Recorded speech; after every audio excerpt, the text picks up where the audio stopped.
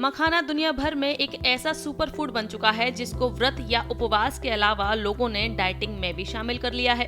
कभी देश के एक हिस्से में पैदा होने वाला मखाना आज देश के कोने कोने तक जा रहा है और लोग बखूबी इसे पसंद कर रहे हैं।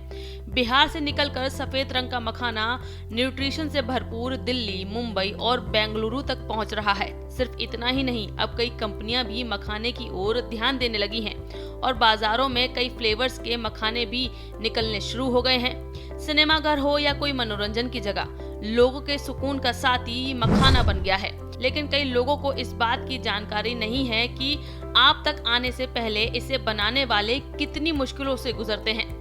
बिहार के कोसी और मिथिलांचल क्षेत्र में मखाने की खेती बड़े पैमाने पर होती है।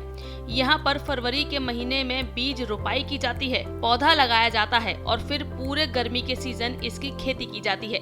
इसके बाद 6 महीने तक फसल पककर तैयार होती है और इस फसल को मजदूरों की मदद से निकाला जाता है। हालांकि कई बार ऐसी बातें सामने आई हैं कि किसानों का कहना है कि इसकी खेती में जितनी मेहनत होती है उतना फायदा उनको नहीं मिल पाता। बिहार से दुनिया तक मखाने का सफर, मिथिलांचल की मिट्टी, कोसी का जल, यही बनाता है बेमिसाल मखाना। सही एमएसपी, सही दाम, किसानों का होगा काम आसान। सुपर फूड जो रखे फिट, मखाना दुनिया भर में हिट। बाजार में मखाने की हालत देखी जाए तो इसके दाम ज्यादातर अस्थिर रहते हैं, यानी कि अक्सर ऊपर नीचे होते रहते हैं। वर्तमान में मखाने की कीमत 15,000 से 18,000 रुपए के बीच है। यह इनकी अधिकतम कीमत है। खबरों की माने तो मखाना के लिए अभी तक कोई भी एमएसपी तय नहीं की गई है।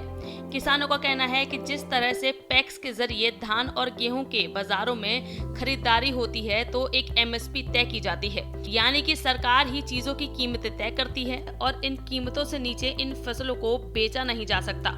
लेकिन मखाना के साथ ऐसा कुछ नहीं है, जिसकी वजह से मखाने की खेती करने वाले किसानों को उनकी मेहनत के हिसाब से मेहनताना नहीं मिल पाता है।